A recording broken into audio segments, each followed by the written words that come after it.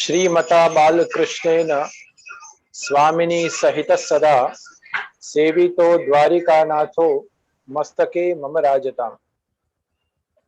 उपस्थित पूज्य पितृचरण, मातृचरण, सर्वे वैष्णवजनों, આજના દિવસે જગતગુરુ શ્રીમદ વલ્લભાચાર્યજીના ઉત્સવ નિમિત્તે આપણે બધા ભેગા થયા છીએ ત્યારે એક વાત હું ચોક્કસપણે કહેવા માંગીશ. પરમ દિવસે પણ ફેસબુક ઉપર મેં મારા વક્તવ્યમાં એક વાત કહી હતી, વૈષ્ણવ જન તો તેને રે કહીએ જે પીર પરાઈ જાણે રે. આપણી વૈષ્ણવતા માત્ર પીર પરાઈ નથી, આપણી વૈષ્ણવતા સમર્પણ અને શરણાગતિની છે. ઘણી વખત શ્રી મહાપ્રભુજીના સિદ્ધાંતો સમજવા માટે, એને જીવનમાં આત્મસાત કરવા માટે શ્રી વલ્લભની વાણીને સમજવું પણ એટલું જ જરૂરી છે. શ્રી ગુસાઈજી પ્રભુચરણે ખૂબ જ સુંદર આનંદાય નમઃ, પરમાનંદાય નમઃ, શ્રી કૃષ્ણાસ્યાય નમઃ. શ્રી ગુસાઈજી પ્રભુચરણે અંતર્ગર્ભિત વાત સમગ્ર વૈષ્ણવ જીવનને બતાડી છે કે જીવનની અંદર આનંદ જોઈએ, પરમાનંદ જોઈએ કે પ્રભુની કૃપા જોઈએ, એ ભક્તે શ્રી વલ્લભના શરણમાં જવું જ પડે અને જવું જ જોઈએ. આજે કહેવું ન જોઈએ પણ થોડા દર્શનીય ભગત વધ્યા છે. એ એટલું જ જાણે છે કે ઠાકોરજીના દર્શન કરો અને નીકળી જાઓ. ત્યારે મને આજે કહેતા જરાય સંકોચ નથી કે તમને ઠાકોરજી બતાવ્યા કોણે? શ્રી યમુનાજી જો કૃપા ન કરે, શ્રી વલ્લભ જો કૃપા ન કરે,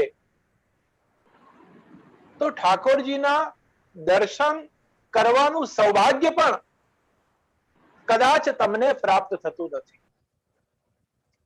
એક વખતની વાત, એક મંદિરમાં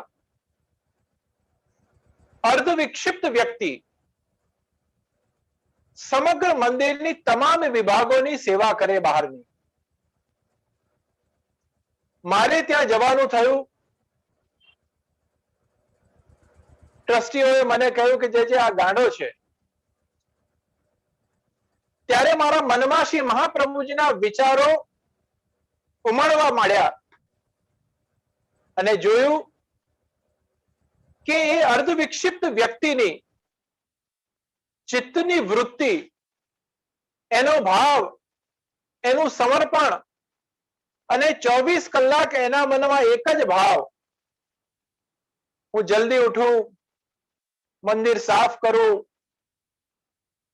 ભંડાર ભરું, આ કરું તે કરું. એની ચિત્તની વૃત્તિ ઠાકોરજીમાં લાગી ગઈ.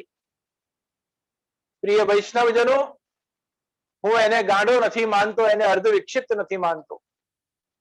જેની ચિત્તની વૃત્તિ પ્રભુમાં લાગે, જેના મનનો ભાવ પ્રભુમાં પરોવાઈ જાય, એના માટે આ દુનિયામાં કહેવાય છે આ ભગત થઈ ગયો, આ અર્ધ વિક્ષિપ્ત છે, આ ગાંડો થઈ ગયો છે ભગવાન પાછળ. કોઈ લૌકિક જીવ પાછળ ગાંડું થવું એના કરતા તો ભગવાન માટે ગાંડું થવું જરૂરી છે. અને એ જ વાત શ્રી ગુસાઈજી પ્રભુચરણે સર્વોત્તમ ગ્રંથની અંદર બતાવી. આનંદાય નમઃ, પરમાનંદાય નમઃ. આનંદ અને પરમાનંદની અનુભૂતિ શ્રી વલ્લભ વગર શક્ય નથી અને કૃપા વગર શક્ય નથી. આ ત્રણેય વાત શ્રી ગુસાઈજી પ્રભુચરણે મોગમમાં સમજાવી. એક દિવસ એક નાનું બાળક સવારે સ્કૂલ જતા જતા અચાનક દર્શન કરવા જાય, દોડતો દોડતો જાય, દર્શન કરે અને દર્શન કરીને પાછો સાયકલ લઈને ટ્યુશન પર જાય. ટ્યુશન છૂટે એટલે શ્રૃંગારના દર્શન ખુલ્યા હોય, દોડતા દોડતા શ્રૃંગારના દર્શન કરે અને 11 વાગે સ્કૂલે જાય. 5:30 સ્કૂલ છૂટે એટલે દોડતો દોડતો આવે અને સંધ્યા આરતીના દર્શન કરે. એના મા બાપ વર્ષમાં માંડ 2-4 વાર દર્શન કરતા હશે. એક દિવસ સંધ્યા આરતીમાં મા બાપ હતા અને આને ત્યાં જોયો. ઘરે લઈ જઈને એને માર્યો કે તું દર્શન કરવામાં ટાઈમ બગાડે છે. દીકરો બહુ જ રડ્યો અને બહુ જ દુઃખી થયો. થોડા સમય પછી એના પિતાની નોકરી ગઈ. દીકરાનો ભાવ અને અનન્યતા જુઓ. દીકરાએ કહ્યું, પપ્પા મારી વાત માનો, એક દર્શનનો રોજનો નિયમ લો, 6 મહિનામાં નોકરી લાગી જશે. ભલે સકામ ભક્તિ છે એની, પણ ભક્તની વાણીમાં પણ મહાપ્રભુજીએ કૃપા વરસાવી છે અને એનું પરિણામ 2 મહિનાની અંદર એના પિતાને બહુ જ સરસ નોકરી મળી. મને કહે એના માતા પિતા આજે મંદિરમાં ઓછામાં ઓછા 3 દર્શન કરે છે. એક દિવસ એને એના માતા પિતાને કહ્યું કે હવે તમે ઠાકોરજીના દર્શન કરો છો, હવે શ્રી વલ્લભને જાણો. રમેશભાઈ પરીખની પુસ્તકો લાવીને એને માતા પિતાને આપી છે. 3 વર્ષ થયા છે આજે. આજે સવારે મારી પાસે આવ્યા અને મને કહ્યું કે અમે નાસ્તિકમાંથી આસ્તિક થયા છીએ અને આજનો સુંદર દિવસ છે, મને ઠાકોરજી પધરાવી આપો. પ્રિય વૈષ્ણવજનો, ખરેખર સમય અને પરિસ્થિતિઓ ધર્મને અનુકૂળ નથી, પણ જેના પર કૃપા હોય છે એને અનુકૂળતા આપમેળે થઈ જાય છે. ઘણી પરિસ્થિતિઓ મેં જોઈ છે કે જ્યાં વૈષ્ણવ વિચારોમાં ખોવાય છે. હું આજે બહુ જ દુઃખ સાથે એક વાત કરું છું. આ કોરોના કાળની અંદર આપણા ઘણા બધા વૈષ્ણવો પ્રભુના ચરણમાં ગયા છે. તો આજના દિવસે આપણે શું કરી શકાય? મને લાગે છે જે પણ વૈષ્ણવો આ પ્રવચન સાંભળી રહ્યા છે એ લોકો વધારેમાં વધારે આ વાત પહોંચાડે. એક સર્વોત્તમજીનો પાઠ અને એક શ્રી યમનાષ્ટકનો પાઠ આપણા હુતાત્માઓ માટે, આપણા વૈષ્ણવો માટે આપણે બધા આપણા ઘરે બેસીને આજે કરીએ, જેનાથી જે આત્માઓ આ ભૂમિ પર, આ ભૂતલ પર રહી નથી, એને શ્રી વલ્લભ અને શ્રી યમુનાજી એમની ચરણ અને શરણમાં રાખે એ ભાવથી આ બંને પાઠ આપણે કરીએ. બીજી એક વાત, આ એક એવું માધ્યમ આપણને મળ્યું છે કે ઘરમાં રહીને આપણે લોકો સુધી પહોંચી શકીએ. આ માધ્યમનો ઉપયોગ કઈ રીતે થાય, કેવી રીતે કરવો, એનો પણ આપણે વિચાર કરીએ અને શ્રી વલ્લભના વિચારોને ઘરે ઘરે સુધી પહોંચાડીએ. હું આજે વિચાર કરી રહ્યો હતો કે કોઈ જમાનો હતો, દયારામભાઈના જમાનામાં હું ખોવાયો, કે જેમણે લખ્યું છે કે ગલી ગલીમાં સત્સંગ થાય છે, ઘરે ઘરે સત્સંગ થાય છે. હવે દેશકાલ પરિસ્થિતિ એવી છે કે ગલી ગલી એટલી મોટી થઈ ગઈ, બધું બહુ જ મોટું થયું છે, પણ મન અને મસ્તિષ્ક એ નાનું થયું છે. ભાવ સંકોચિત થયો છે, એ વાત આપણે સ્વીકારવી જ પડશે. પરંતુ બધી જ પરિસ્થિતિઓની વચ્ચે આ નાના નાના પ્રયત્નો એ મને લાગે છે કે ઘર સત્સંગ તરફ આપણને વાળે છે.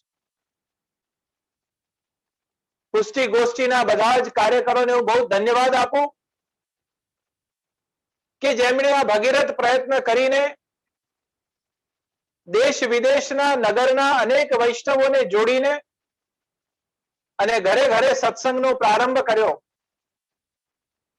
શ્રી મહાપ્રભુજી આપણા સર્વસ્વ છે અને મારો પુનઃ આગ્રહ છે કે દર્શન માત્રથી કલ્યાણ તો થશે જ, પણ મહાપ્રભુજીના માર્ગની સમજ પ્રાપ્ત કરવી હોય તો વલ્લભ પાસે ગયા વગર છૂટકો નથી. અને એ વલ્લભને આપણે માણીએ, જાણીએ, અનુભવીએ અને જીવનમાં આત્મસાત કરવાનો પ્રયત્ન કરીએ તો જ આપણી વૈષ્ણવતા સર્વોચ્ચ પદ ઉપર પહોંચશે.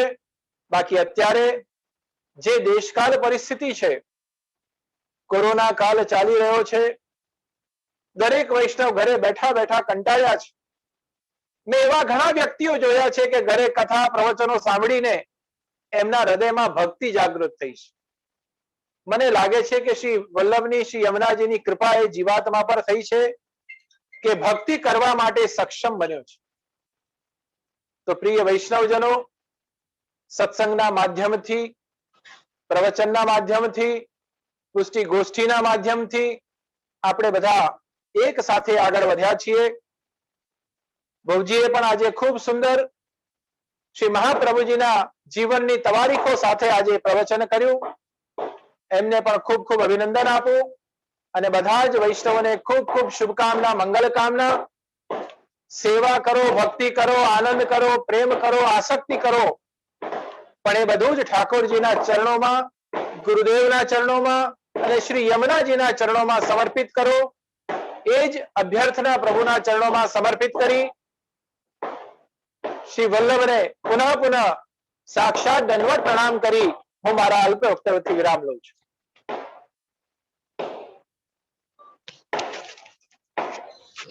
વલ્લભાધીશ કી જય. આપશ્રીના આશીર્વચનથી અમે સૌ કૃપાન્વિત થયા. અમે ધન્યતા અનુભવીએ છીએ. અમે શ્રી વલ્લભના તેમજ આપશ્રીના સિદ્ધાંતોને જીવનમાં ઉતારવાનો પ્રયત્ન કરીશું અને ઉતારીશું અને પુષ્ટિ સંપ્રદાય માટે એક કરીશું. હવે હું આગળનો ક્રમ લઈશ. વૈષ્ણવ સૂત્રપીઠ પરંપરામાં ભગવાનના 6 ધર્મો પૈકી વીર્ય ધર્મ વિશેષ રૂપે રહેલો છે. સૂત્રપીઠ પરંપરામાં શ્રી ઠાકોરજીને સૌથી વધુ 56 ભોગ આરવવાનું સૌભાગ્ય જેમને પ્રાપ્ત થયું છે એવા વૈષ્ણવોના શ્રદ્ધા કેન્દ્ર સમાન બ્રહ્મશ્રી એવોર્ડથી સન્માનિત સાંપ્રદાયિક અનેક સ્ત્રોતના રચયિતા કે જેમને એક એક સ્ત્રોતનું ક્રમશઃ તૃતીય ગૃહ ગૌરવગાન દ્વારા વોટ્સએપ અને ફેસબુક દ્વારા છેલ્લા 1 વર્ષથી રસપાન કરાવતા આવ્યા છે એવા તૃતીય પીઠાધીશ કાકરોલી નરેશ, પૂજ્યપાદ ગોસ્વામી 108 શ્રી બ્રજેશ કુમાર મહારાજ શ્રીના ચરણોમાં હું દંડવત કરીને વિનંતી કરું છું કે આપ શ્રી આપના આશીર્વચન દ્વારા અમને સૌને કૃપાન્વિત કરશો.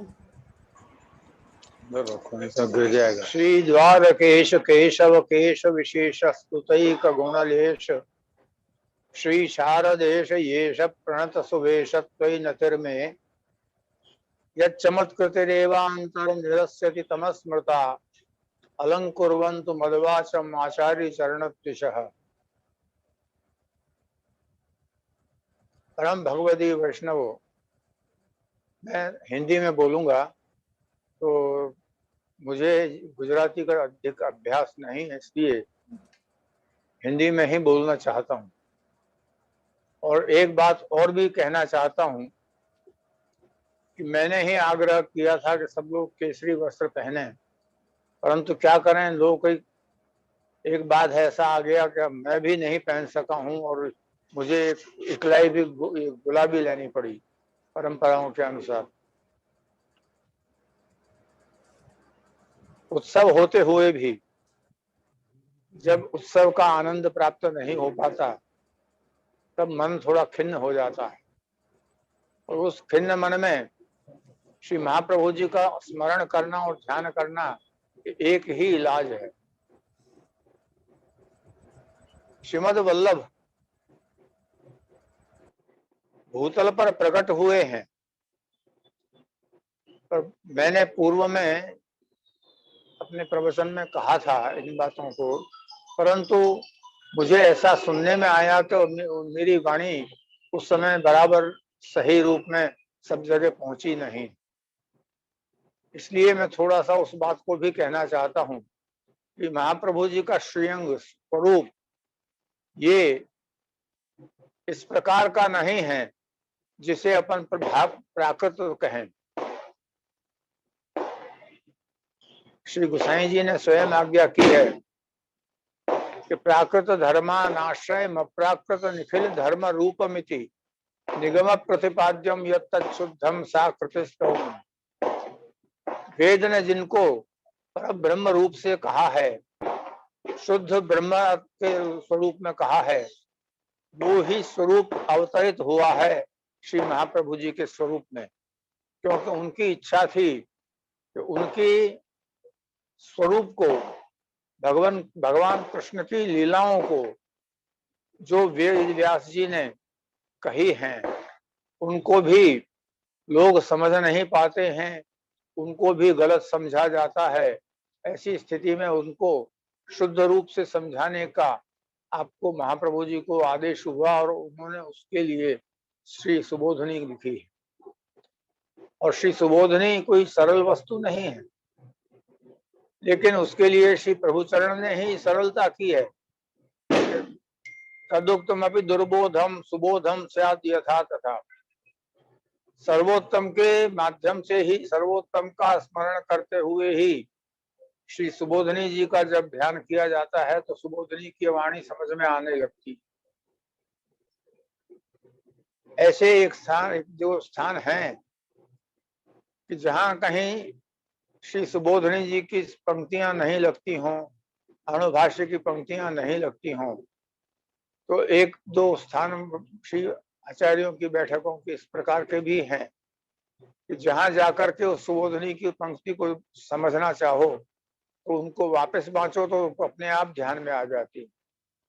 आचार्यों का प्रताप कम नहीं, आचार्यों की वाणी से वो स्पष्ट रूप से ध्यान होता है। और आचार्यों की वाणी में एक विशेषता और है, आंगिरस महर्षि थे हमारे पूर्व विद्या संचालकों में, जहाँ हमारी नहीं यानी हमारी परिवार की। आंगिरस बृहस्पति भारद्वाज गोत्र के हैं हम लोग।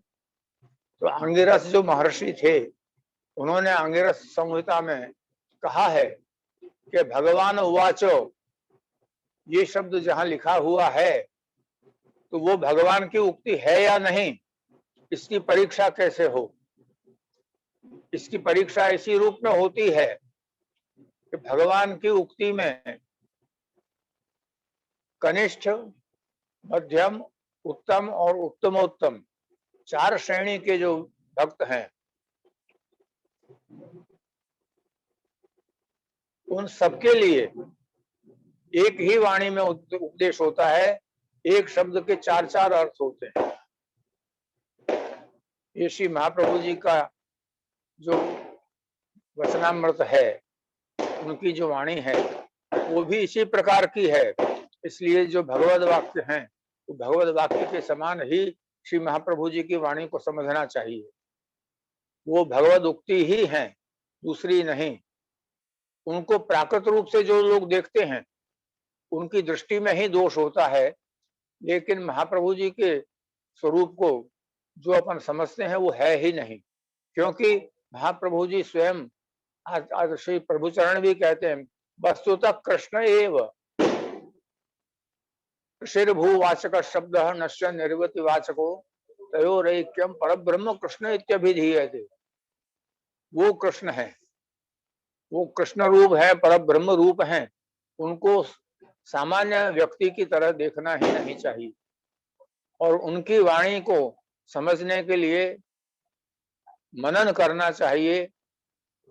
है चारों के लिए, क्योंकि जैसे आर्तो जिज्ञासु अर्थार्थी ज्ञानी च भरतर्षभ भगवत गीता में कहा, उसी प्रकार से श्रीमद आचार्यों की वाणी है, उस वाणी को समझने का प्रयत्न करना चाहिए। वो वाणी ऐसी सरल नहीं है कि जो सीधे सीधे समझ में आए। अगर आप आचार्यों की वाणी को समझना चाहते हैं तो श्री सुबोधनी जी के जैसे आपने श्री प्रभुचरण ने कहा कि तदुक्तम अभी दुर्बोधम सुबोधम स्याद् यथा तथा। और मैं तो ये और उदाहरण आपको बतलाता हूँ कि पर एक भगवान दास, पर एक द्वारकादास पाटन के वैष्णव थे। उनको जब पाटन में मैट्रिक में फेल हो गए तो वो घर से भाग करके कांकरोली पितृचरण के पास पधार गए थे। पितृचरण ने उनको संबल दिया और अपने विद्या विभाग में ग्रंथों के संपादन के संग उनको जोड़ लिया। उन्होंने एक और काम किया द्वारकादास ने कि थोड़े समय गिरिराज जी चले जाते और गिरिराज जी की सेवा करते। गिरिराज जी में स्वयं कांटे बीनते और पैसा देकर लोगों को रोककर कांटे बिनवाते कि श्री प्रभु जब पधारे, क्योंकि गोवर्धन धर्म वंदे गोवर्धन चरम परम गोवर्धन धर्म नित्यम गोवर्धन धराधर्म, वो उस प्रकार है स्वरूप उनका। तो वहां वास्तव में ये देखने में आता था कि द्वारकादास थके हुए जब कांटे बीनते बीनते थक जाते और ब्रज की रज में ही सो जाते तो एक सांप आकर के उनके मस्तक पर बैठा रहता। एक नाग, जो नाग श्री गिरिराज जी का स्वरूप है, तो श्री गिरिराज जी ही रक्षा करते थे। और उसकी जो मैट्रिक फेल होकर आया था उसकी पुस्तकें, उसकी जो पुस्तकें हैं, मेरी वाणी महाप्रभु जी के गुणों का गुणगान करने के योग्य भी नहीं है। मैं तो श्री प्रभु की प्रार्थनाएं करता हूँ, उसी प्रभु की प्रार्थनाओं में ही अपनी वाणी का साफल्य मानता हूँ। इस प्रकार से मैं आप लोगों से भी कहता हूँ कि श्रीमद आचार्यों को भगवत रूप समझकर ही आप देखें। प्रत्यक्ष रूप में पर ब्रह्म अपने भले के लिए, अपने उपकार के लिए, अपन को अपना उद्धार कराने के लिए आप उस रूप में, मनुष्य रूप में पधारे और उन्होंने ये किया है। इसीलिए उनका नाम श्री वैश्वानर भी है। वैश्वानर तात्पर्य होता है मुखारविंद में भगवान के मुखारविंद के विद्यमान अग्निधर। वो अग्नि का स्वरूप जो है वो अग्नि स्वरूप इस रूप में है कि जो पुराने भगवती जन गाते थे, श्री वल्लभ कृपा दृष्टया दुर्जना प्रलयं गताः वैष्णवा सुखिनो लोके गर्जन्ति हरि नाम भी। मैं तो यही चाहता हूँ कि वैष्णव जन इस प्राचीन स्तुति को कभी कभी स्मरण कर लिया करें, तो जो भी विघ्न विनाश पे आते हैं वो सब दूर हो जाए। प्रभु से मैं यही अभ्यर्थना करता हूँ। अभी ज्यादा बोलने का अवसर नहीं है, इसलिए मैं अपनी वाणी को यहीं विराम देना चाहता हूँ।